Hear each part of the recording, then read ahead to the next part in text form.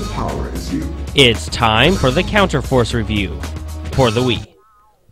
Counterforce is a futuristic third-person shooter where you take command of one of 3 giant fighting robots. Each robot has a different primary attribute, such as speed, power, or an average of both. The goal is simple: shoot down all that you see in each level and survive until you come to the boss, where you will have to fly around and defeat it. So it's like a 2D shooter, only in a 3D environment. Very simple concept that was poorly developed. Let's see why. If you haven't already noticed from the footage you've been watching, the graphics look like crap. They basically look like something an N64 game would have had. Some parts of the game were grainy, and sometimes it was kind of hard to tell what the heck you were shooting at. The controls are playable, but can be very frustrating to deal with. You will use the Wiimote Nunchuck combo, and there are 2 ways to control. Point the Wiimote at the screen to fire while using the analog stick and the nunchuck to fly around, or use the motion controls and the nunchuck to fly around. The biggest problem is that both ways of controlling are in effect at the same time.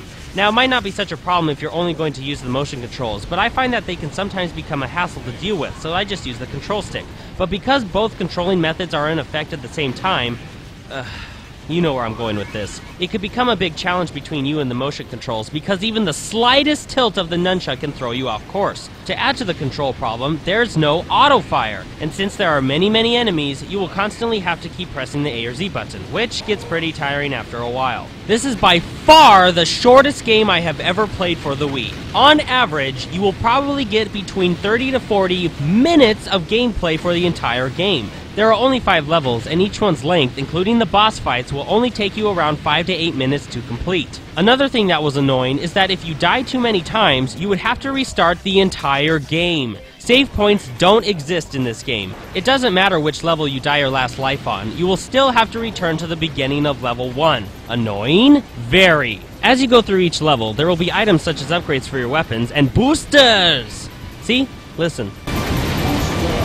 When you beat a level, you can upgrade your robot's stats with the money you collected throughout the level. Another problem is, when you start a new level, your health and stats won't go back up from the last level, so you will basically be spending the majority of your money on health boxes. The boss fights were okay. They can be challenging, but can also be pretty frustrating due to the bad controls. One of the names for a boss was Petra. As soon as I heard that, I was like, what the crap?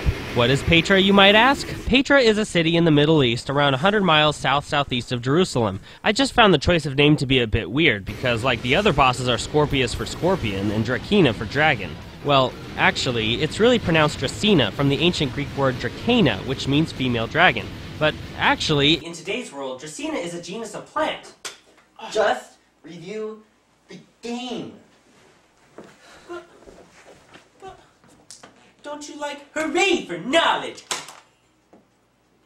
Counterforce is not a good game. The graphics are bad, sometimes to the point where you can't even tell what or where the heck you're shooting at. The controls can be frustrating to work with. There's not even an hour's worth of content, unless you die frequently from the bad controls. The sound effects will make your ears bleed. The difficulty is just brutal in the later levels, and the price tag is outrageous. The average price that I've seen throughout many different online retailers, including Amazon.com, was $20. The highest I've seen was $32.95. No way is this game worth that price, or even at $20. At most, $5 is the highest I'd ever want to see anyone pay for this game. Now, even with that long list of negatives, there were some upsides that I found, like one, the game is not boring. It's usually fast-paced and you will probably not get bored while playing it.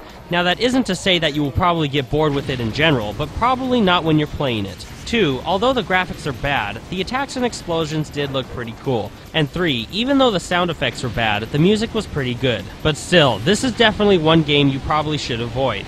See, the main problem with this game is that it's like 10 to 15 years too late. I think this game wouldn't have been so bad on the N64, but since we're 2 generations ahead in the gaming world, this level of quality for a game just can't be accepted today. Now, I usually try to have a positive outlook towards any game I play, but that was really hard to do while playing this frustrating button masher. This game gets a 1.75 out of 5 with the title of bad.